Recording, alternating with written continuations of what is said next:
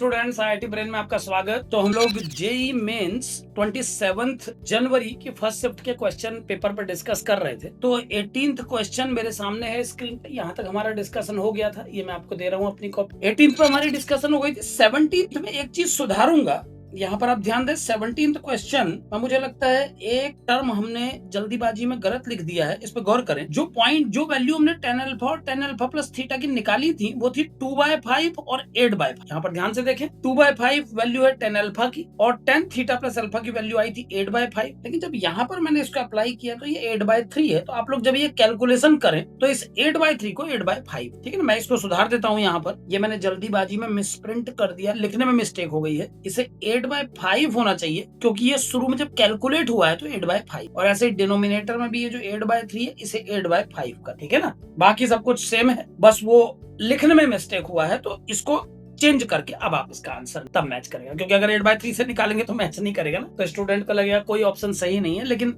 ऐसा नहीं, ये 8/5 था और यहाँ पर मैंने इसे 8/3 लिखा। ठीक है, चलिए ये रेक्टिफाई हो गया। 17th complete, 18 complete. 18th तक हमने डिस्कस कर लिया था और इसमें फर्स्ट राउंड के लायक लेवलिंग भी की थी। 19th क्वेश्चन आपके सामने स्क्रीन पे है, यहाँ से आइए। ये है 19th क्वेश्चन आपके सामने। एक थोड़ा और लार्ज कर देता हूँ, ये लीजिए। अब पहले एक बार पढ़ लीजिए क्वेश्चन को। वेक्टर का क्वेश्चन है। हेलो राज, करिए पैरेलल में मुझसे पहले। तो ए वेक्टर है i + 2j + k, B vector है 3i - j + k, और सी एक वेक्टर है और इनके बीच में रिलेशन है a cross c equal to, माने a वेक्टर को c वेक्टर से क्रॉस करके b वेक्टर आएगा और a डॉट c का वैल्यू 3। ठीक है, क्योंकि c वेक्टर दिया नहीं है कौन है, तो इसलिए a डॉट c का वैल्यू दे दिया। आपको a dot c cross b minus b minus c calculate, ठीक है ना।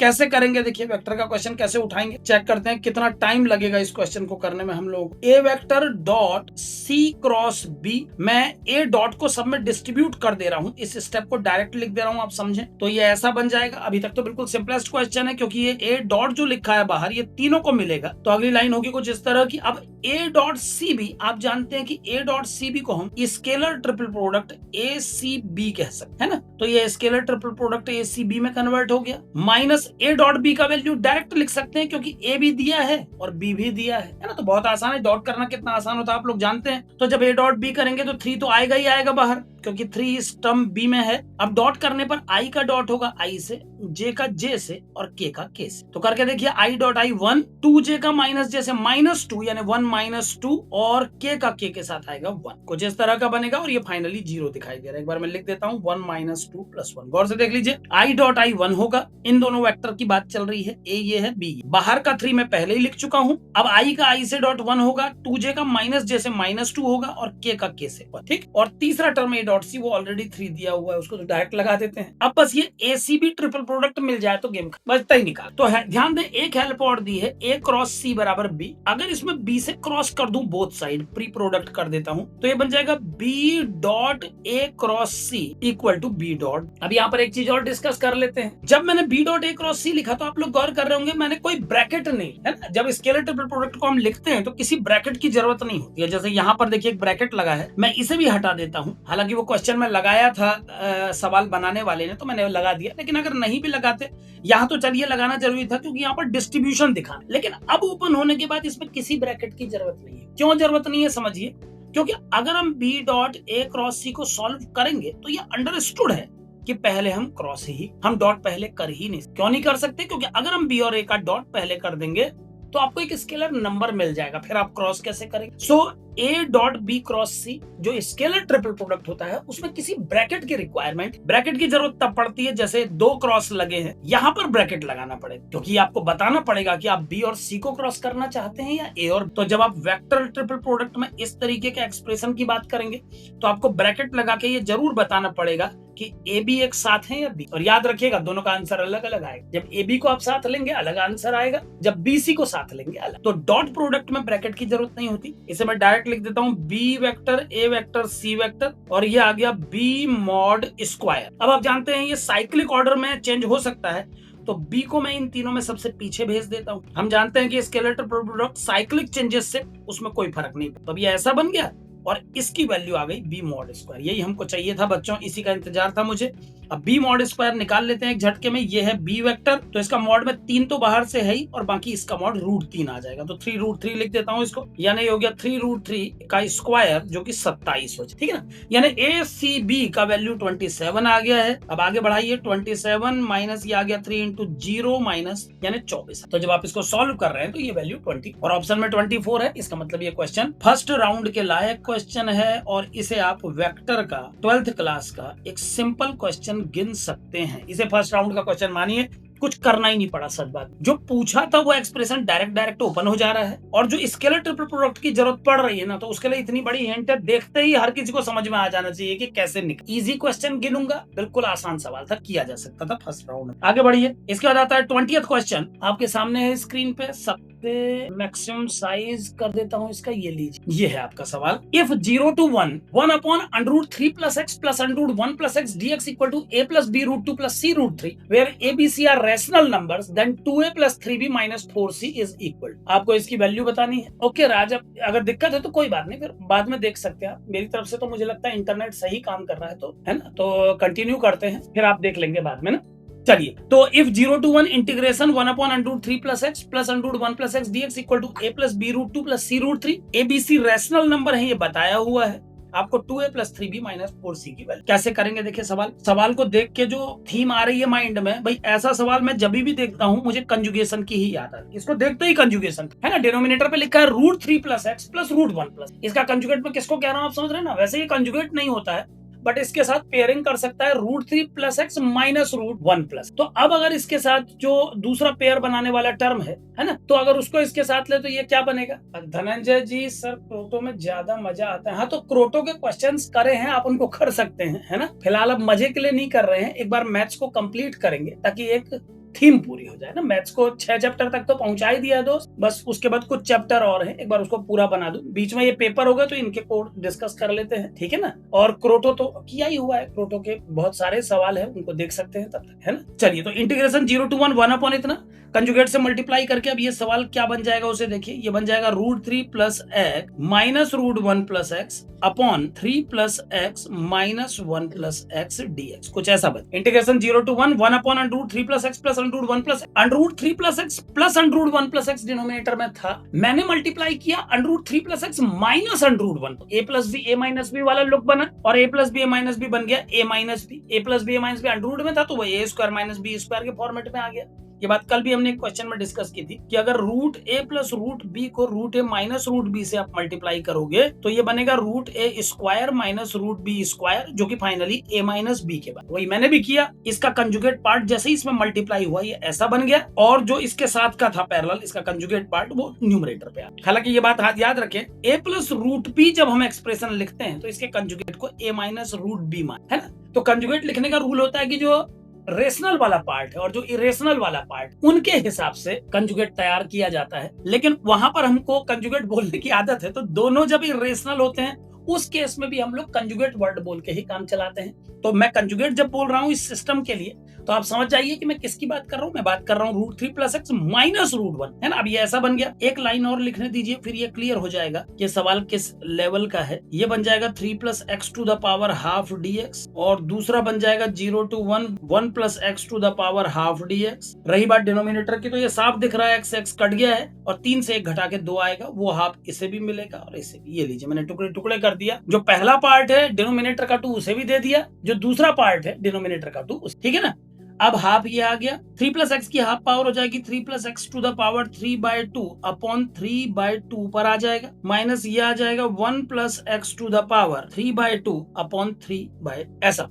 अब आपको इसमें बस लिमिट लगाने का काम बाकी है, 0 से 1 तक लिमिट लगाइए, आंसर पाइए। मतलब एक इजी क्वेश्चन में जरूर गिनूंगा इसको। तो अब इंटीग्रेशन की प्रैक्टिस करने वाले बच्चे अगर इस सवाल को भी न गिने इजी में, तो फिर किसे गिनेंगे। इंटीग्रेशन का सवाल, वो भी किस लेवल का, माने सोचिए इसको। बाय पार्ट सीखते हैं हम लोग, पार्शियल फ्रैक्शन सीखते हैं, दुनिया भर के इंटीग्रेशन सीख के जाते हैं परीक्षा में, अगर सवाल ऐसा आएगा तो इसको इजी कैटेगरी में ही रखा जाएगा। तो 12th के इंटीग्रेशन चैप्टर का फर्स्ट राउंड के लायक सिंपल क्वेश्चन है। आगे बताता हूँ थोड़ा सा और क्या करना होगा। अब जैसे ही आप लिमिट लगाएंगे तो क्या चेंजेस आएंगे, देखिए पहला टर्म है 1/3, जैसे ही 1 लगाएंगे तो ये बन जाएगा 4 टू द पावर 3/2। देखते जाइए इस पूरे में पहले मैं 1 अप्लाई कर रहा हूँ तो 1 रख के ये बनेगा 3 + 1 4 की 3/2 पावर माने 4√4 यानी 8, तो ये हो जाएगा 8। देखते जाइएगा और माइनस के बाद यहाँ पर जब आप 1 रखेंगे तो रूट नहीं 2 की पावर 3/2 माने 2√3 इसको भी मिलेगा। ये 1 रखने का कमाल है। और जब आप 0 रखेंगे तो भैया 0 रखने पर ये बनेगा, ये जो 0 रखेंगे तो ये वाला टर्म बनेगा 3 की पावर 3/2 यानी 3√3/3 है, माइनस ये बन जाएगा 0 रखने पर 1 की पावर 3/2 यानी 1 बाय कुछ ऐसा लुक आपका आएगा इस क्वेश्चन। और अब अंतिम लाइन आप खुद सोच ले, इसके बाद इसको थोड़ा सा जमा लीजिएगा इसके बाद और फाइनल करना। इसको यहाँ से मैं हटा देता हूँ, पहले इस क्वेश्चन को और थोड़ा सा सिंप्लीफाई करके दिखा दूं। हाँ तो ये क्या बन जाएगा, देखिए ये बन जाएगा 8/3 माइनस 2√2/3 और बाहर का माइनस डिस्ट्रीब्यूट होने के बाद ये √3 और माइनस माइनस प्लस 1/, अब 8/3 और 1/3 भाई 9/3 तो 3 हो गया 9/3 माइनस ये आ गया 2/3√2 और ये आ गया ठीक है ना। अब बस आपको निकालना है 2a + 3b - 4c, तो आप abc की वैल्यू इसमें रखेंगे। बस abc कैसे निकलेगा वो भी सुनिए। इस इंटीग्रेशन का value a + b√2 + c√3 already थी। इसका मतलब इसमें जो कांस्टेंट टर्म आ रहा है 3 वो a, तो a की जगह तो रख देना मेरे बच्चों 3, ठीक है। b कौन है, जो √2 के साथ आ रहा है वो b है, यहाँ देखते जाओ जो √2 के साथ आ रहा है वो b है, इसको देखो √2 के साथ b है, तो √2 के साथ b की जगह -2/3 रख दीजिए, ये लीजिए और -4 × c का रोल कौन प्ले कर रहा है, देखो ये लिखा है c√3 और यहाँ आया है खाली रूट, यानी c का रोल -1 प्ले कर रहा है, तो माइनस यानी टोटल आ गया 3 × 2 = 6, यहाँ 3 से 3 कट के -2 और लास्ट में आ गया +4, 6 4 10 में से 2 गया 8 हमारा ऑप्शन है और यही इसका सही जवाब है, अगर कहीं कैलकुलेशन मिस्टेक नहीं हुआ है तो बाकी आप मिला ले। स्टेप्स मैंने बता दिए, इसको फर्स्ट राउंड के सिंपल क्वेश्चन में गिनना पड़े या आसान सा, यानी इस स्क्रिप्ट में मुझे लगता है 10+ इजी क्वेश्चंस अभी तक काउंटिंग हो है ना। तो मैथ्स के पेपर को भी फिजिक्स केमिस्ट्री की तरह किया जा सकता है। कोई भी मैथ्स का ये पहले ही माइंड मेकअप करके मत जाया करें कि बस केमिस्ट्री करेंगे फिजिक्स करेंगे और बचा कुचा टाइम मैथ्स में लगाएंगे। अगर मैथ्स में भी प्रॉपरली करेंगे तो वो फिजिक्स केमिस्ट्री के बराबर स्कोरिंग बनेगा, ठीक है ना। तो 20th क्वेश्चन सिंपल क्वेश्चन में आएगा, फर्स्ट राउंड के लायक सवाल है और थीम मैंने लिख दी इसकी, ये इंटीग्रेशन का सवाल है, वो भी सिंपल इंटीग्रेशन का 12th क्लास, ठीक है ना। इंटीग्रेशन का सिंपल सवाल मानेंगे आप इसको, क्योंकि इसमें कोई ज्यादा जद्दोजहद अपन को नहीं, ठीक। चलिए आगे बढ़ते हैं। 20th क्वेश्चन कंप्लीट करने के बाद अब शायद इंटीजर टाइप क्वेश्चंस आएंगे। तो इंटीजर टाइप में सबसे पहले 21st क्वेश्चन आपके सामने है, स्क्रीन में देखें आप, पहले इसको पढ़ लें एक बार। ये लीजिए मैं इसको मैक्सिमम साइज दे देता हूँ, ये आपके सामने सवाल है। 21st क्वेश्चन क्या है, क्वेश्चन एक बार अच्छे से रीड कर ले पहले। Late the set of all a belongs to real number such that the equation this has a solution be pq and r is this, then pqr is equal to क्या। 21वां सवाल कैसे करना है समझिए। Let the set of all a belongs to r such that this equation has a solution be p, मतलब ये क्या कह रहा है समझ रहे हैं आप, ये कह रहा है कि इस इक्वेशन के रियल सोल्यूशन निकले, इसके लिए a का वैल्यू जिस सेट को बिलोंग कर रहा है वो pq क्लोज्ड है, ठीक है। अब एक बार इस इक्वेशन को थोड़ा सा रिजोल्व करते हैं और पहले pq के बारे में जानकारी ले लेते हैं। फटाफट देखिएगा स्टेप्स। cos 2x को मैं लिख दे रहा हूँ 1 - 2 sin²x, ये फॉर्मूला है भैया, ट्रिग्नोमेट्री पढ़ भी रहे थे आजकल, ये फॉर्मूला है और ये फॉर्मूला अभी तक ट्रिग्नोमेट्री जितनी मैंने पढ़ाई है उसमें आ चुका है, डिस्कशन हो चुका है इसका। अब जो इक्वेशन मेरे मुंह के सामने है बस मैं इसको पहले क्वाड्रेटिक फॉर्म में जमा लूं फिर आपसे बात करूंगा। ये बन गई कुछ ऐसी, ये मैंने सारे टर्म राइट साइड शिफ्ट कर दिए हैं, तो ये बन गया 2 sin² -a sin x, ये टर्म राइट में जाएगा तो माइनस का प्लस हो गया, ये प्लस का माइनस, 1 जाके यहाँ -7 के साथ -8 हो गया, 2a ऑलरेडी इस साइड है, ठीक है ना। तो जो इक्वेशन गिवन है वो कुछ इस तरह की बन गई है। अब आप देख पा रहे हैं कि ये साइन में क्वाड्रेटिक, और ये भी हमको पता है कि साइन रियल है। Let the set of all a belongs to r such that equation has a solution b। अब खुद सोचिए अगर ये इक्वेशन सोल्यूशन दे रही है तो इसका मतलब साइन x रियल आंसर दे रहा है, और हम जानते हैं कि अगर sin x रियल आंसर दे रहा है तो b² को ग्रेटर होना चाहिए 4ac से। इसी कंसेप्ट से उठा लेते हैं, देखते हैं इस रास्ते से क्या होता है। a² is greater then 8 × 2a - a, यानी क्या बन जाएगा, देखिए ये हो गया a² is greater than 8 × 16a - 64, कुछ ऐसा बन रहा format. Late the set of all a belongs to r such that the equation has a solution be pq and r is this। तो A square is greater than 16 minus 64 आ गया। अब इसको लेफ्ट में ले जाए तो A square minus 16 plus 64 is greater than, ठीक है ना। अब ये देखिए क्या बन गया, ये आ गया ए स्क्वायर माइनस 16 प्लस 64। तो ये जो चेकिंग वाला स्टेप्स है ये तो मैंने पूरा कर लिया, और जो फॉर्मेट आया इससे ये पता लगता है कि ये जो इक्वेशन है ए की किसी भी वैल्यू के लिए ये रियल रूट दे रही है। Let the set of all A belongs to R such that the equation has a solution B P. ठीक, अब ए की कुछ भी वैल्यू आप लगाएंगे ना, ये इक्वेशन रियल सॉल्यूशन देगी। एक कंडीशन पूरी हो गई। दूसरी कंडीशन समझिए कि जिसे वेरिएबल की जगह आप इस्तेमाल कर रहे हैं वो साइन एक्स है। तो अगली कंडीशन इस बात पे लगाते हैं कि ये तो कंफर्म हो गया कि साइन एक्स की जो भी वैल्यू आएगी रियल आएगी, आप चाहे ए की जगह कुछ भी रखें। क्यों ऐसा मैं कह रहा हूं, क्योंकि a माइनस 8 का होल स्क्वायर अगर पॉजिटिव आ गया है तो एक कुछ भी वैल्यू रखने पर ये पॉजिटिव आएगा। आप समझ सकते हैं, अगर ये होल स्क्वायर के फॉर्म में आया है तो अब इसमें ए की वैल्यू रखने की कोई इंपॉर्टेंस नहीं रहे, कोई भी वैल्यू ए की डालिए ये पॉजिटिव ही है। तो जो बी स्क्वायर माइनस 4ac वाला अटैचमेंट होता है जो 10th से हम पढ़ के आते हैं, उससे ये क्लियर हो गया कि इस इक्वेशन में साइन एक्स की वैल्यू ए की किसी भी वैल्यू पर रियल आने को तैयार है। अब दूसरी कंडीशन जो साइन एक्स पर लगेगी, क्योंकि ये ट्रिगोनोमेट्री है भाई, कि साइन एक्स की वैल्यू -1 से +1 के बीच में ही बिलोंग कर सकती है। तो उस बात का अगर इस्तेमाल करने के लिए एक बार साइन एक्स की वैल्यू निकालें तो क्या आएगी, देखिए साइन एक्स की वैल्यू क्वाड्रेटिक फॉर्मूले से आ जाएगी -b plus minus √b square -4ac। इसको तो मैं डायरेक्ट ही लिख दूंगा क्योंकि b स्क्वायर -4ac का वैल्यू यहाँ पर हमने निकाल रखा है। गौर कर रहे हैं ना आप, ये जो हमने निकाला था इस टर्म के साथ इसको लेफ्ट में भेज के ये पूरा टर्म b स्क्वायर -4ac है, तो इसका डायरेक्ट वैल्यू लगा देंगे। फिलहाल आगे बढ़ाते हैं, अपॉन 2a लिख दीजिए, 2 और a का वैल्यू भी 2 है। तो साइन x का जो वैल्यू हमें मिला वो है a plus minus a minus 8 whole square under. अभी हमने थोड़ी देर पहले निकाला था ब्रैकेट अंडर के अंदर वाले टर्म को, तो मैंने डायरेक्ट यहाँ से इसको उठा के रख दिया। आप लोग ध्यान दें, ये टर्म मैंने डायरेक्ट इसलिए रखा, ये मत सोचे कि सीधे इसको ऐसा कैसे लिख दिया, ये बगल में सॉल्व करके देखा। तो b square minus 4ac check करने का ये भी फायदा होता है कि जब हम क्वाड्रेटिक फॉर्मूला लगाते हैं तो रूट के अंदर के टर्म के बारे में हमको पहले ही पता होता है। ठीक है, अब ये हो गया sine x equal to a plus minus a minus A. अब a माइनस 8 बाहर आना चाहिए कि 8 माइनस है, उससे कोई फर्क नहीं पड़ता क्योंकि बाहर हमने प्लस माइनस दोनों साइन लगे। ठीक, अब मैं आंसर एक बार निकालता हूँ। तो साइन x का वैल्यू आ गया a प्लस a माइनस 8/4 और a माइनस a प्लस 8/। अगर इसको देखें तो ये 2 आ रहा है जो कि मुसीबत का कारण बन सकता है। साइन x कभी 2 नहीं हो सकता, इसको कट कर देता हूँ। ये आ गया 2a माइनस 8/4 और हम जानते हैं कि साइन x को होना चाहिए -1 और +1 के बीच, है ना।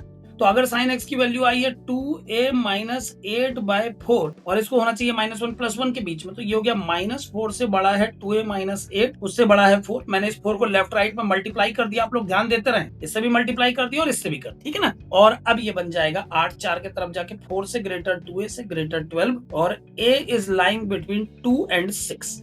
तो भैया मेरे जिसको इसने PQ बोला है ना उसके बारे में जानकारी मिल गई है। गौर करें, थोड़ा सा स्क्रीन छोटी करनी पड़ेगी, सवाल आप लोग पढ़ चुके हैं, जगह कम पड़ रही है। तो कुल मिला के देखिए, अब इतनी डिस्कशन से हमें ये पता लग गया कि इस इक्वेशन को रूट देने के लिए a का वैल्यू जिस इंटरवल में रहना चाहिए वो इंटरवल है 2 से 6। तो इसका मतलब ये P और Q जो लिखे है ये 2 और 6 है ना। अपने को P और Q पता लगा, मैं नोट कर लेता हूँ वहीं पर। P का वैल्यू आ गया 2, Q का वैल्यू आ गया 6। ठीक, अब एक R और निकल जाए तो तसल्ली में। ठीक, तो R निकालने के लिए क्या दिया हुआ है, गौर करें।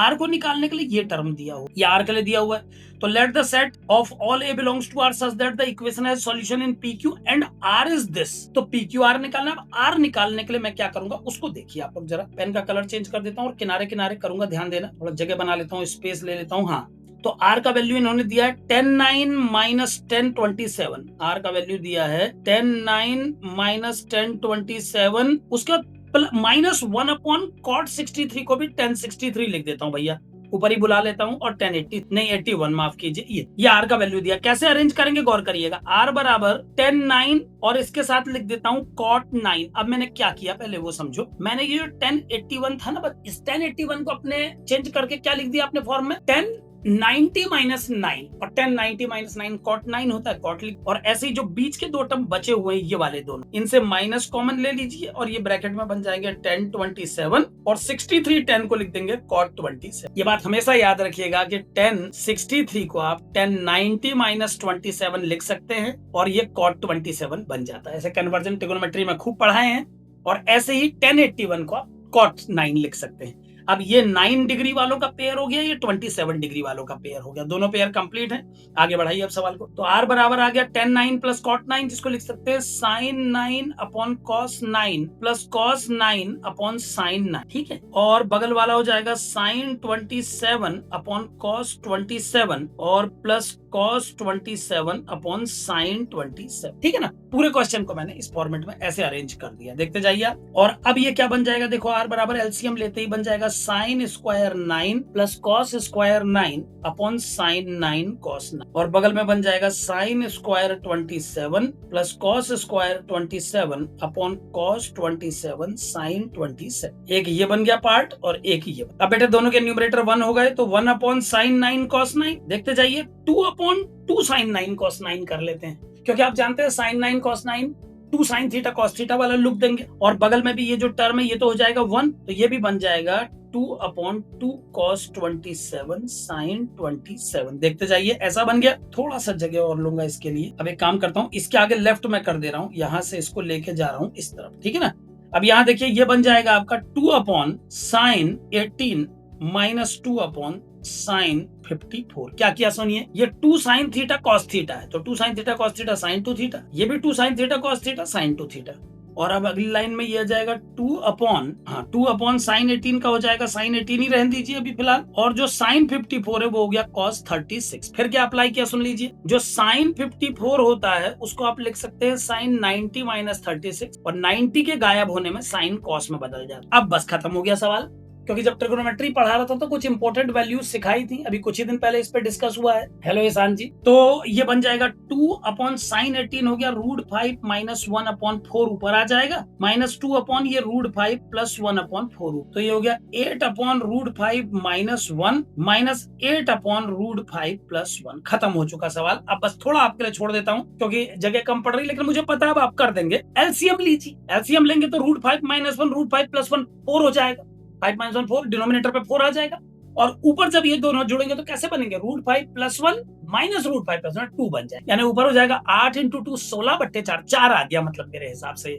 मैं डायरेक्ट लिख देता हूँ, आप लोग जरूर चेक करके देख, है ना। आप लोगों को बताने के लिए मैं पूरा कैलकुलेशन दिखाता हूँ, लेकिन वैसे मैं समझ रहा हूँ कि 4 आ। आप एक काम करिएगा, √5 माइनस 1 √5 प्लस 1 का एलसीएम ले लीजिएगा और इसको कंप्लीट सॉल्व करिएगा। R 4। अब P आपके पास है, Q आपके पास है, R कहाँ पर है सारी वैल्यू देखिए, ये PQ की वैल्यू यहाँ, PQ की वैल्यू रखी है इस जगह पे, और R की वैल्यू 4 आ गई। आपको बताना था PQR, तो मल्टीप्लाई कर दीजिए 2 इंटू 6 इंटू 4, 6 चक्को 24 दूनी 48, 48 इस सवाल का जवाब होना चाहिए। और ये एक इंटीजर टाइप क्वेश्चन कर लेंगे इसके आगे आप लोग इसको, ठीक है ना। तो ये है स्टेप, इसको मैं फर्स्ट राउंड का सवाल नहीं गिन, क्योंकि इस सवाल को करने के लिए पहले तो मुझे ये पूरी इक्वेशन सॉल्व करनी पड़ी, उसके बाद इस पूरे ट्रिगोनोमेट्रिकल फंक्शन को रिजॉल्व करना पड़ा। थे दोनों आस, लेकिन टाइम लगता है ना भाई, तो फर्स्ट राउंड में नहीं। और सवाल की कैटेगरी डिफाइन कर देते हैं। ये सवाल माना जाएगा क्वाड्रेटिक इक्वेशंस और ट्रिगोनोमेट्री का खिचड़ी है। क्वाड्रेटिक इक्वेशन और ट्रिगोनोमेट्री, और दोनों टॉपिक 11th क्लास के हैं, फर्स्ट राउंड के लायक सवाल नहीं है। इस सवाल को आप बिल्कुल परीक्षा में जाते ही शुरू नहीं करें, ये टाइम खाएगा और डिमोटिवेट करेगा, ज्यादा टाइम लग जाएगा, तो इसलिए बाद के लिए रखें इसको। ये सॉल्व जरूर हो जाएगा लेकिन बाद, पहले, ठीक है ना। तो quadratic equation and trigonometry 11th का क्वेश्चन है, ठीक है।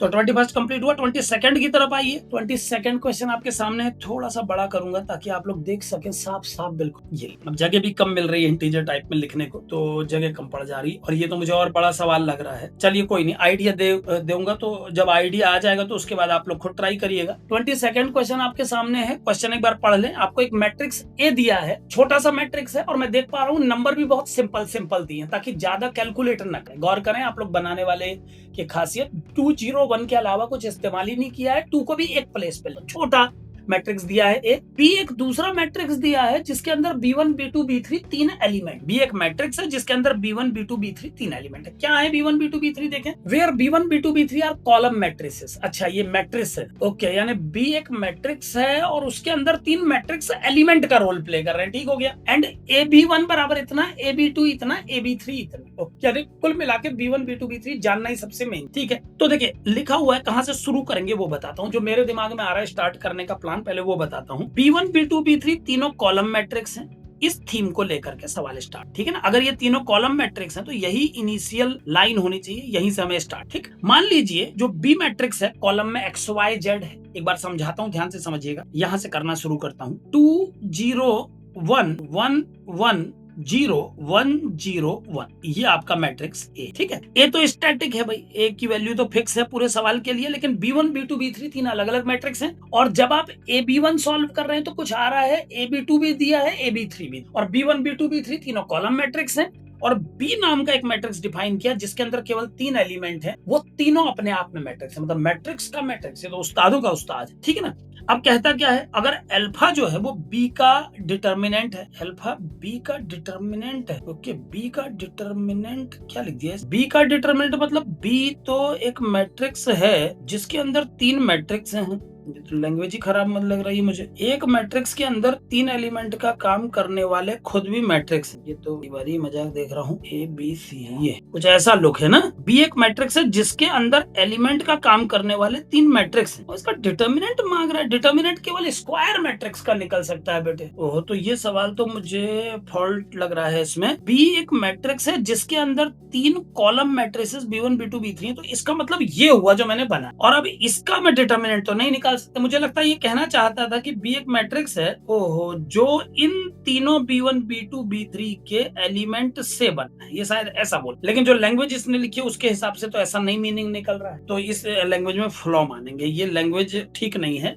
हालांकि सवाल मैं समझ गया हूँ कि क्या बोलना चाह रहा है, लेकिन ऐसी लैंग्वेज नहीं होनी चाहिए। B1 B2 B3 तो एलिमेंट का काम कर रहे हैं ना, B1 B2 B3 जो है वो एलिमेंट का रोल, अगर वो एलिमेंट का रोल प्ले कर रहे हैं तो उस डिटर्मिनेंट को आप सॉल्व थोड़े ना कर पाएंगे। ये तो 3 एलिमेंट का रो मैट्रिक्स है बी, और रो मैट्रिक्स को सॉल्व थोड़ी कर सकते। डिटर्मिनेंट तो केवल उन मैट्रिक्स का निकलता है जो क्या कहते हैं कि स्क्वायर सेट। ठीक है ना, चलिए एक बार फिर भी जो समझ में आ गया उसके हिसाब से कर लेते हैं। ठीक है, अब कैसे बनेगा, देखो ये है 2 0 1 1 1 0 1 0 1, ये हो गया आपका ए मैट्रिक्स। बी में B1 मैट्रिक्स को हम मान लेते हैं एक्स वाई, ये ठीक है, B1 को मैंने डिफाइन कर लिया एक्स वाई जेड, तीनों अननोन है B1 B2 B3। अब जब आप इस ए मैट्रिक्स को B1 से मल्टीप्लाई करेंगे तो जो आंसर आएगा वो क्या आएगा, देखो ये आ जाएगा 2x plus 0y plus 1z। अगली लाइन में आएगा 1x plus 1y plus 0z, और एक आ जाएगा 1x प्लस 0y प्लस 1। कैसे मल्टीप्लाई किया एक बार समझ लें। पहला मैट्रिक्स 3x3 ऑर्डर का है, दूसरा 3x1 ऑर्डर का है, तो जब इनको मल्टीप्लाई किया जाएगा तो 3x3 मल्टीप्लाई 3x1, तो जो फाइनल आंसर आएगा वो 3x1 का होगा, और आ भी रहा है 3x1। तो जब आप ए मैट्रिक्स को मल्टीप्लाई करेंगे B1 के साथ तो ये रो इस कॉलम से मल्टीप्लाई होगी, क्या बनेगा 2x 0y 1z, ये 1x 1y 0z ये बन, और 1x 0y 1z ये बन। ठीक है ना, और इसकी वैल्यू इन्होंने दे रही इस फेज पे। सवाल मतलब ये भी आसान है लेकिन थोड़ा कैलकुलेटिव है। अब ये क्या बना, देखिए फिर से समझ लीजिए। एक मैट्रिक्स है आपके सामने लिखा हुआ है, ये 3x3 का है। बी एक मैट्रिक्स दिया है लेकिन उसका मीनिंग इसने कुछ और माना है। जिस लैंग्वेज में सवाल लिखा है ये परफेक्ट नहीं होगी लैंग्वेज, इसको सही नहीं कह सकते, क्योंकि बी को एक ऐसे मैट्रिक्स के रूप में दिखाया जिसके 3 एलिमेंट खुद भी मैट्रिक्स हैं, कॉलम मैट्रिक्स, और अचानक अंदर जाके उन कॉलम मैट्रिक्स के ब्रैकेट ओपन करके उनको एलिमेंट बना दे रहा है, ऐसे नहीं। लेकिन आंसर कैसे निकाला होगा वो बता देता हूँ। Where B1 B2 B3 are column matrices and AB1 AB2 AB3 are given. तो पहले मैंने ए को B1 से मल्टीप्लाई किया, ऐसा आ गया, और क्योंकि AB1 आना चाहिए था 1 0 0, तो इनको कंपेयर कर लेते हैं। पहले फटाफट निकाल लेते हैं, रुको इसको सॉल्व कर लेते हैं। तो इक्वेशन क्या क्या बनी है, 2x प्लस जेड 1 आ गया, x प्लस वाई 0 आ गया, x प्लस जेड भी 0। तो y की वैल्यू आ गई -x, z की वैल्यू भी y बराबर -x, z बराबर -x। अब अगर पहली इक्वेशन में z को -x लिख दो तो x की वैल्यू 1। देखिए सॉल्व करना भी सिंपल है, क्योंकि लास्ट इक्वेशन से z बराबर आ रहा है -x, बीच वाली इक्वेशन से y भी -x आ रहा है। तो अगर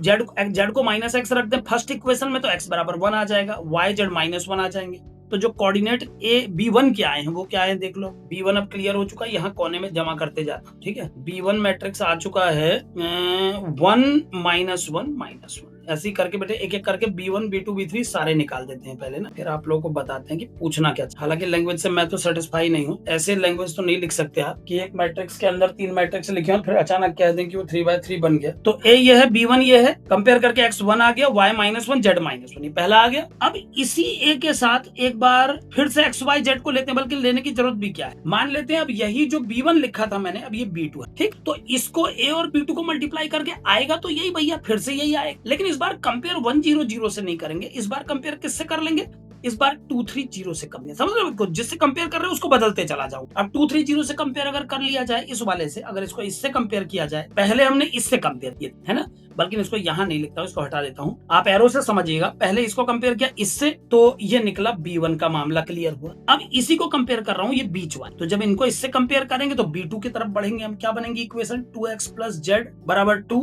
x प्लस वाई बराबर 3, और x प्लस जेड बराबर जी। तो z का वैल्यू तो भैया फिर से एक बार माइनस एक्स आ गया, पहली इक्वेशन z को माइनस एक्स लगा के x का वैल्यू 2 आ गया और x को 2 लगा के y 1 आ गया और z माइनस। कितनी आसानी से सॉल्व हो गया, देखो x 2 आ गया, y 1 आ गया, z माइनस 2 आ गया। ठीक है, और एक बार इसी को कंपेयर कर देते हैं AB3 तीसरे वाले के साथ। तो तीसरे वाले के साथ क्या आ जाएगा, 2x प्लस जेड बराबर 3, x प्लस वाई बराबर 2, x plus Z equal to 1। तो y आ गया बच्चों 2 माइनस एक्स, जेड आ गया 1 माइनस एक्स, जेड का वैल्यू 1 माइनस एक्स फर्स्ट में लगा देता हूँ यहाँ पर, मतलब इस जगह पे अप्लाई कर देता हूँ। तो क्या बन जाएगा देखें, है ना, जेड का वैल्यू फर्स्ट इक्वेशन में लगा देता हूँ तो बन जाएगा, फर्स्ट इक्वेशन हमको क्या दे देगा, यहाँ पर लगा तो जाएगा 2x प्लस जेड की जगह 1 माइनस एक्स बराबर 3, यानी कि हो जाएगा x बराबर 2 आ जाएगा बच्चों। फिर से x बराबर 2 ही आ गया और x 2 आ गया तो z आ गया -1 और y कितना आएगा देख लीजिए, 2 - 2 0 आ गया। क्या बात है, यानी ये मैट्रिक्स आ गया 2 0 -1। अब तीनों आपके सवाल पूरा गुत्थी खुल गई। ए दिया था, P एक मैट्रिक्स है जिसके अंदर B1 B2 B3 तीन बैठे हैं, वो एक रो मैट्रिक्स है, उसके अंदर 3 कॉलम मैट्रिक्स बैठे हैं, B1 B2 B3 column matrix हैं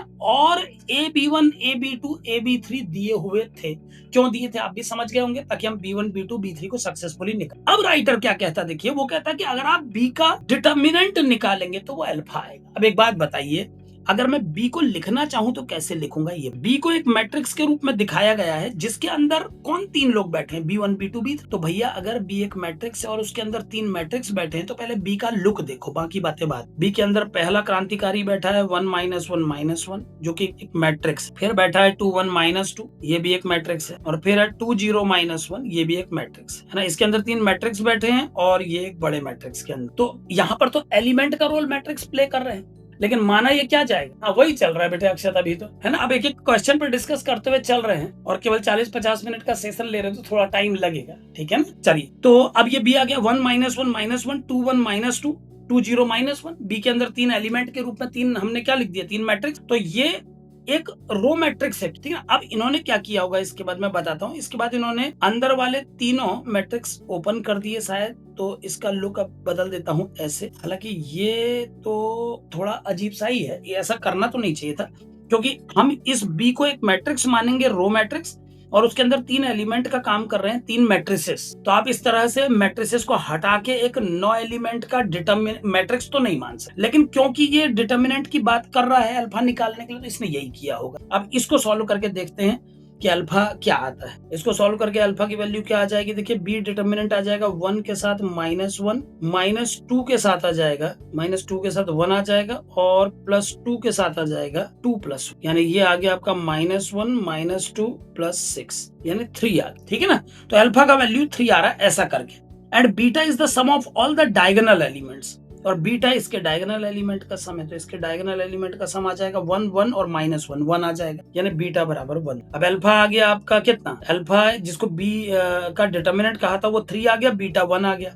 तो alpha cube plus beta cube की वैल्यू इस हिसाब से आ जाएगी 3 का क्यूब प्लस 1 का क्यूब, यानी कि ये आ गया 27 + 1 यानी 28 आ गया, ऐसा मान। बट थोड़ा सा फ्लॉ है, ये लैंग्वेज एक सही लैंग्वेज तो नहीं लग रही है। ऐसे लिख सकते हैं, मेरे हिसाब से तो नहीं लिख सकते हैं कि आपने एक डिटर्मिनेंट के अंदर तीन डिटर्मिनेंट बनाए और फिर अचानक उन तीनों डिटर्मिनेंट को एक बड़े डिटर्मिनेंट में कन्वर्ट कर, जबकि ये कहलाएगा तीन एलिमेंट का एक रो मैट्रिक्स। बस ये तीन एलिमेंट का एक रो मैट्रिक्स। लैंग्वेज कुछ और होनी चाहिए थी, बोला जाना चाहिए था कि B1 B2 B3 तीनों कॉलम मैट्रिसेस के एलिमेंट्स को यूज करके आपने ये मैट्रिक्स तैयार। लेकिन जिस लैंग्वेज में ये लिखा गया इससे तो ये लग रहा है कि B1 B2 B3 तीनों एलिमेंट का रोल प्ले कर रहे हैं, फिर अचानक ये हट के एलिमेंट बन जाते हैं और फिर बी मॉड निकल जाता, तो कुछ यहाँ पर कुछ गलती है इस हाईलाइटेड पोर्शन में। लेकिन अगर आंसर को इग्नोर मार के करते रहा जाए तो 28 आने का चांस। अब इस चीज को एक बार मिलाइएगा कि ये 28 दिया है तो ठीक है, ऐसे ही किया है, नहीं तो फिर देखना पड़ेगा इस स्टेप पर, ठीक है ना। चलिए 22 ये हो गया। 23 क्वेश्चन में आइए। 23 क्वेश्चन डिफरेंशियल इक्वेशन का क्वेश्चन है। इस वाले क्वेश्चन पे भी एक बार बता दें, ये क्वेश्चन फर्स्ट राउंड में तो नहीं किया जा सकता, लंबा क्वेश्चन है। टॉपिक है इसका डिटर्मिनेंट, डिटर्मिनेंट से उठाया गया है, डिटर्मिनेंट एंड मैट्रिसेस, और ये 12th क्लास के टॉपिक पे बेस्ड है। फर्स्ट राउंड के लायक क्वेश्चन नहीं है, बड़ा है क्वेश्चन। 23 में आइए। 23 क्वेश्चन है, If the solution of the differential equation this y0 is 3 is alpha x plus beta y plus 3 log this, then alpha plus 2 beta plus 3 gamma equal to, अब ये क्या है देखिए 23rd question, if the solution of the differential equation is this, अच्छा solution दे रखा, तो ठीक है, एक बार कैसे सॉल्व करेंगे वो देख लीजिए। जो डिफरेंशियल इक्वेशन दी हुई है पहले एक बार पढ़ लें उसको। डिफरेंशियल इक्वेशन आपके सामने है। डिफरेंशियल इक्वेशन का फॉर्मेट है 2x plus 3y minus 2 dx plus 4x plus 6y minus 7 dy equal to, है ना। तो क्या करेंगे इसको सॉल्व, किस तरह से किया जाएगा वो समझे पहले। अगर मैं इसको dy बाई dx फॉर्मेट में लिख लूं तो ये कैसी बन जाएगी, देखिए dy by dx equal to, ये बन जाएगा minus 2x plus 3y minus 2 upon 4x plus 6y से 2 कॉमन लेके वो बन जाएगा 2x प्लस 3y माइनस 7, ऐसा कुछ, ठीक है ना। ये बन जाएगा dy by dx equal to negative 2x plus 3y minus 2 upon 2 times 2x plus 3y minus 7। If the solution of the differential equation 2x plus 3y minus 2 dx plus 4x plus 6y minus 7 dy equal to 0, y0 is 3 is given, then alpha plus 2 beta plus 3 gamma is equal to. तो कुछ नहीं करना है, सवाल formal सा है, solve करना है, जो आंसर आएगा उस आंसर को इस गिवन आंसर से कंपेयर करके अल्फा बीटा गामा निकाल लेना है बस, ठीक है ना। लेकिन थोड़ा टाइम लगेगा करने में। कैसे करोगे देखो, मेथड देख लो। dy बाई dx की वैल्यू आ रही है आपकी 2x plus 3y minus 2 upon 2 times 2x plus 3y minus 7। मैंने इस पोर्शन को 2 टाइम्स 2x प्लस 3y लिख दिया है ताकि ऊपर का टर्म और नीचे का टर्म मैच कर जाए, है ना। और ये माइनस इसीलिए है क्योंकि इसको सेट करने में जब dy राइट साइड जाएगा तो एक माइनस आएगा, ठीक हो गया। अब क्या करिए, देखिए सबसे पहला स्टेप ये करिए कि 2x प्लस 3y को एक मिनट के लिए t मान लो, एक नया नाम दे दो, माने 2x प्लस 3y t है, तो x के रिस्पेक्ट में डिफरेंशिएट करने पर 2 प्लस 3 dy बाई dx बराबर आ गया dt बाई dx, ठीक है ना। होमोजीनियस फॉर्म नहीं है, गौर करें, कोई बच्चा इसको होमोजीनियस कंसेप्ट से ना करे, क्योंकि 2x प्लस 3y के बगल में एक माइनस 2 और डिनोमिनेटर पे भी 7 है, तो होमोजीनियस नहीं मान सकते। रिड्यूसिबल टू होमोजीनियस फॉर्म भी नहीं है क्योंकि एक ही टर्म पूरे सवाल में घूम रहा है। तो सबसे बेहतर ये होगा कि आप इसमें 2x प्लस 3y को एक नया नाम देके आगे बढ़ाएं, ठीक है ना।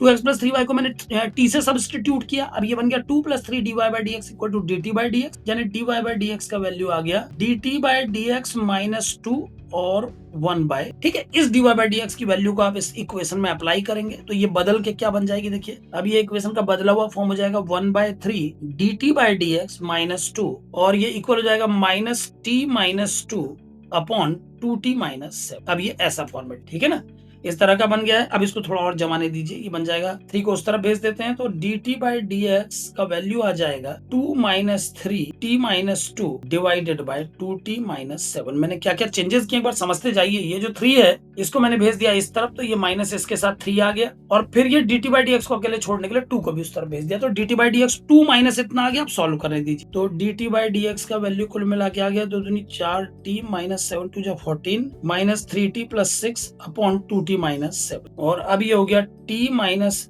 8 अपॉन 2t माइनस 7, ऐसा dt बाई dx ना। और अब इसको फाइनल जमा लेता हूं तो ये हो जाएगा 2t minus 7 upon t minus 8 dt equal to dx उस तरफ। अब हुआ ये वेरिएबल सेट। तो हर सवाल डिफरेंशियल इक्वेशन का फाइनल लाइन से एक लाइन पहले वेरिएबल सेपरेबल में ही बदलना होता है। तो अब ये 2t माइनस 7 ऊपर चला गया, t माइनस 8 नीचे और dx इस तरफ आ गया। अब ये फॉर्मेट ऐसी है। अब इसको सॉल्व, ठीक है ना। इसको सॉल्व करना भी सिंपल है, इसको ऐसे जमा लीजिए कि 2 पार्ट में ब्रेक हो जाए। क्या करना होगा उसको समझें। इसको मैं लिख दे रहा हूँ 2t माइनस 8 दूनी 16 प्लस 9। अब ये क्यों लिखा मैंने माइनस 16 प्लस 9 अभी बताता हूँ, ताकि डायरेक्ट मैं इसको 2 पार्ट में ब्रेक, एक ये वाला पार्ट और एक। अब ये सवाल बन जाएगा 2 प्लस 9 बाय t माइनस 8, और मैंने अगर माइनस 7 को माइनस 16 प्लस 9 लिखा, कोई प्रॉब्लम तो है नहीं उसमें, एक ही बात है, वो बराबर आ गया dx। और अब ये दोनों को अलग अलग इंटीग्रेशन में तोड़ देते। अभी तक कुछ ऐसा बना है 2 plus 9 upon t minus 8 dt equal to dx। अब इंटीग्रेट कर लो तो 2 का हो जाएगा 2t, इसका हो जाएगा 9 ln t minus 8 equal to इस तरफ आ जाएगा x प्लस c, ठीक। अब कुछ नहीं करना है, इसके आगे जगह कम है, लेकिन आप लोग समझे कि आप बस आपको t की वैल्यू लगानी है बच्चों। t आपने 2x प्लस 3y को मान, तो अगर t की जगह आप 2x प्लस 3y लिख देंगे तो ये क्या बन जाएगा, देखें ये इक्वेशन क्या बन जाएगी। एक लाइन और लिख देता हूँ, ये बन जाएगी 2 टाइम्स 2x प्लस 3y, है ना, और आगे बनेगा plus 9 times ln 2x plus 3y minus 8, ठीक है, equal to x plus c। अब सुनिए last step, y0 equal to 3 दिया है, इसका मतलब जब x को 0 लगाएंगे तो y को 3 होना चाहिए। लगा के देखते हैं, x को 0 और y को 3 लगा, तो x को 0 और y को 3 लगाने पर ये इतना हो जाएगा, और ये हो जाएगा x को 0 y को 3 लगाने पर 9 में से 8 गया 1 इक्वल टू x को 0 y को 3। c का वैल्यू आ गया log 1 0 होता है, 9 दूनी 18, सी 18 आ। अब इस सी की जगह आप 18 लिख, तो सी की जगह 18 लिखने पर ये इक्वेशन बन जाएगी 2 times 2x plus 3y plus 9 times ln 2x plus 3y minus 8 बराबर x प्लस 18। अब सिंपल ही समझिए बच्चों, पूरी इक्वेशन के सारे टर्म एक तरफ ले जाके इसको कुछ भी करके इस फॉर्मेट में जमाइए, इस फॉर्मेट में जमाइए, तब तक जमाते रहिए जब तक लॉग वाले टर्म के बाहर 3 नजर ना आने लगे। आप जब एग्जैक्ट ऐसी फॉर्मेट आप बना लें तो जो x के आगे नंबर आपको दिखाई दे उसे अल्फा मान लेना, जो y के आगे दिखे वो बीटा है, और ये टर्म के साफ साफ लुक से ही पता लग रहा है कि गामा का रोल 8 प्ले कर रहा है। आप मिला सकते हैं, ये log 2x plus 3y minus gamma है और ये log 2x plus 3y minus 8 है, यानी गामा तो 8 है, अभी से क्लियर हो। बाकी अल्फा बीटा क्या बनेंगे उसके लिए इस c को 18 लगा के ये पूरे टर्म लेफ्ट में लाके जब अल्फा बीटा गामा आ जाए तो आप इस alpha plus 2 beta plus 3 gamma की वैल्यू बता, आपको अल्फा बीटा 3 गामा रखने हैं और आपका आंसर आपको मिल, ठीक है। तो एक सिंपल क्वेश्चन है लेकिन अब कैलकुलेटिव है क्योंकि कन्वर्जन करना पड़ा, पहले इस पार्ट को सब्स्टिट्यूट करना पड़ा, फिर इंटीग्रेशन भी करना पड़ा। तो फर्स्ट राउंड के लायक तो नहीं है लेकिन कठिन सवाल किया जा सकता है। यहाँ पर मैं लिख देता हूँ डिफरेंशियल इक्वेशन से पहला सवाल ये आया है 12th क्लास के से, ठीक है ना। चलिए आगे बढ़ते जाते हैं। अभी तो 23rd के बाद 24th में आइए, बड़ी छोटी छोटी स्पेस मिली है सबके लिए, तो जिस स्टेप पे छोड़ रहा हूँ उसके आगे आप लोग कर लें। बस मैंने लास्ट लाइन पे ही छोड़ा है क्वेश्चन को, मैं हाईलाइट कर देता हूँ। इस लाइन के बाद आपको थोड़ा मशक्कत करनी है। सी के वैल्यू की निकालने का तरीका भी मैंने ये निकाल दिया, सी का वैल्यू 18 आ गया था, यहाँ तक हम पहुंच। अब एक लाइन आपके लिए छोड़िए, यहाँ स्पेस नहीं है इस पेज में, अब इसके बाद आप कर लें। 24th में आ जाइए। The least positive integral value of alpha for which the angle between these two vectors is acute। दो वेक्टर दिए, इनके बीच का एंगल एक्यूट हो तो आपको बताना है अल्फा क्या होना चाहिए। अब सिंपल सी बात समझो, अगर दो वेक्टर ए और बी हैं तो उनका डॉट प्रोडक्ट होता है A mod B mod cos theta. और बेटा अगर कॉस थीटा ये बोला है कि एंगल एक्यूट, तो ये बिल्कुल क्लियर हो जाता है कि कॉस थीटा की वैल्यू पॉजिटिव ही आएगी, जीरो को भी एक्सेप्ट नहीं कर, क्योंकि अगर कॉस थीटा की वैल्यू जीरो आई तो कॉस 90 को एक्यूट नहीं माने, 90 से नीचे जो एंगल है उनको एक्यूट। तो कुछ मत करिए, आप बस a डॉट b निकालिए। The least positive integral value of alpha for which the angle between the vectors is acute, क्योंकि अगर एंगल एक्यूट है तो ये तय है कि ये cos थीटा पॉजिटिव होना चाहिए। अगर ये पॉजिटिव है और मॉड भी पॉजिटिव ही होते हैं तो मैं लिख सकता हूं कि a डॉट b को जीरो से बड़ा हो। जीरो को एक्सेप्ट करें या नहीं करें सुन लीजिए, जीरो को एक्सेप्ट करते हैं अगर तो जीरो cos थीटा की वैल्यू कब होती है, 90 पे होती है, cos 90, और हम एक्यूट एंगल की बात करें तो 90 को भी एक्सेप्ट है, तो जीरो से बड़ा ही चाहिए। अब ए डॉट बी एक बार कर लीजिए, ये आपका वेक्टर ए है, ये वेक्टर फटाफट आप यहीं से देख के बता दीजिए। जब अल्फा आई डॉट होगा अल्फा आई के साथ तो अल्फा स्क्वायर आएगा, जब -2 डॉट होगा 2 अल्फा के साथ तो -4 अल्फा आएगा, और जब 2 के डॉट होगा -2 के साथ तो -4 आएगा। That should be equal to 0, ठीक है ना। और अब इसको जमा लेता हूं तो ये बन जाएगा अल्फा स्क्वायर -4 अल्फा। अगर इसको परफेक्ट स्क्वायर बनाना हो तो मुझे पता है कि इसको 4 चाहिए, तो एक काम करता हूं इसको 4 - 8 लिख ले। अब देखिए क्या बन जाएगा, अल्फा -2 का होल स्क्वायर और 8 को लिख देता हूं 2√2 का whole square is greater than 0। Factor तोड़ लेता हूं ना, a minus B A plus, जो ये टेक्निक है a minus B A plus B वो लगा देता हूं, ये ऐसे दो हिस्सों में टूट जाएगा ग्रेटर देन 0। और अब ये क्या हो गया देखें, अल्फा प्लस 2√2 - 2 और ये आ गया अल्फा माइनस ब्रैकेट के अंदर 2 + 2√, ऐसा आ गया ना। तो इसका वेवी कर्व अगर मैं बनाऊं तो क्या कंडीशन मिलेगी एक बार देख लीजिए। वेवी कर्व बनाने वाला स्टेप देख लीजिए। एक रूट तो आया है 2 + 2√2 + 2 बड़ा वैल्यू है, तो 2√2 + 2 तकरीबन हो गया 2.8 4.8 के आसपास हो गया ना। और दूसरा रूट आया 2√2 - 2, नहीं 2√2 - 2 वो भी नेगेटिव, क्योंकि अगर आप इसको ध्यान से देखेंगे तो रूट जमाने के लिए आपको लिखना पड़ेगा अल्फा माइनस -2√2, क्योंकि रूट देखने से पहले एक माइनस भी तो चाहिए होगा बीच में, तो नेगेटिव 2√2 - 2 है। अब अगर वेवी कर्व बनाऊं तो कुछ ऐसा डिजाइन का कर्व बनेगा, और हमें 0 से बड़ा चाहिए तो इसके ऊपर के आंसर एक्सेप्ट माने जाएंगे और इसके नीचे, है ना। यानी अल्फा की वैल्यू या तो इससे ऊपर रखनी है या इससे नीचे रख। तो least positive integral value of alpha बतानी है, least positive integral value of alpha for which the angle between the vectors is act. तो हमें या तो इससे ऊपर के आंसर चाहिए या इससे नीचे। अब ये वैल्यू कितनी है आप देख सकते हैं, ये तो जो भी है नेगेटिव है, और राइटर ने साफ बोला है कि the least positive integral value of alpha, क्योंकि अल्फा पॉजिटिव है तो इसके नीचे तरफ ढूंढने तो नहीं जाएंगे अल्फा को, यानी इसके ऊपर तरफ ढूंढेंगे, तो alpha should be more than 2√2 + 2। अब 2√2 + 2 के सबसे नजदीकी इंटीजर का वैल्यू क्या होगा वो आप लोग ले छोड़ देता हूं, ठीक है ना। आप ढूंढ लीजिए कि 2√2 + 2 का जस्ट अगला इंटीजर कौन है। जो उससे बड़ा। तो ठीक है ना, तो इस क्वेश्चन को भी आप बड़े आराम से कर पाएंगे। सिंपल क्वेश्चन में गिनिए आप इसको भी, इसको मैं फर्स्ट राउंड के क्वेश्चन में गिनूंगा, ये बहुत आसान, ठीक। और एक किस थीम पर आधारित सवाल है वो भी लिख देता हूँ, ये वेक्टर्स का क्वेश्चन है और थोड़ी सी मशक्कत से इसका आंसर निकल सकता है। वेक्टर का क्वेश्चन है और क्वाड्रेटिक इक्वेशन का कंसेप्ट भी लगा। वेक्टर एंड क्वाड्रेटिक इक्वेशन की खिचड़ी है, 12th प्लस 11th का मिक्सचर क्वेश्चन है ना। और फर्स्ट राउंड के लायक है क्योंकि ज्यादा कुछ नहीं करना पड़ा। डॉट प्रोडक्ट को 0 से बड़ा किया, एक बहुत सिंपल सी क्वाड्रेटिक बनी, उसके रूट तोड़े, वेवी कर्व बनाया और पता लगा लिया कहाँ होना चाहिए अल्फा को। क्योंकि इसका प्रोडक्ट हमको 0 से बड़ा चाहिए था, तो 0 से बड़ा या तो यहाँ मिलेगा या यहाँ। ये जगह गलत है क्योंकि इसमें नेगेटिव आंसर है, तो हमने अपने आंसर को इस तरफ, और क्योंकि कहा है सबसे छोटा आंसर बताओ, तो 2√2 + 2 से जस्ट बड़ा अल्फा ही हम एक्सेप्ट हो जाएगा। ये सवाल भी सिंपल है। तो 24 क्वेश्चन कंप्लीट हो गया ये। अब जितने बचे हैं चलिए अगले राउंड में पूरा कर लेंगे, कल या नहीं ये फाइनल हो जाएगा, ठीक है। तो थोड़ा टाइम लग रहा है इनको करने में, क्योंकि यहाँ पर हम ना एक्सप्लेन करते हुए डिस्कस कर रहे हैं आपस में, ये बात समझे आप। हम एग्जाम हॉल में नहीं, क्योंकि अगर मैं केवल सॉल्व करने के मूड से करूंगा तो फिर कई स्टेप बीच बीच में छूट के आप लोगों के पल्ले कुछ। बीच में आप लोगों ने देखा होगा कि मैं बीच में क्लिप्स भी बनाता था 1 मिनट में 1 क्वेश्चन वाला, लेकिन उसमें क्या होता है, स्टूडेंट को उसमें भी कंफ्यूजन रहता है कई बार, क्योंकि जब मैं 1 मिनट में करने की उम्मीद से तेजी से करता हुआ निकल जाता हूँ तो कई स्टेप बीच में मिस हो जाते हैं। क्योंकि भाई जब आप 1 मिनट में करने के मूड से कर रहे हैं तो फिर आप जस्टिफाई नहीं कर रहे हैं ना, जो दिमाग में आ जा रहा है उसको लिख नहीं रहे हैं पन्ने पर। तो इसीलिए यहाँ पर हम पूरा थोरोली डिस्कस कर रहे हैं। हम ये कोशिश कर रहे हैं कि उस सवाल से जुड़ी हुई सारी इंफॉर्मेशन पे, ठीक है। तो एज ए चैप्टर हम लोग इस डिस्कशन को बना रहे हैं, ठीक। तो चलिए 24 तक कंप्लीट कर लिया। कल का क्वेश्चन डिफरेंशिएशन से है, 25 से आगे इस पेपर को कल, ठीक है। चलिए बाय।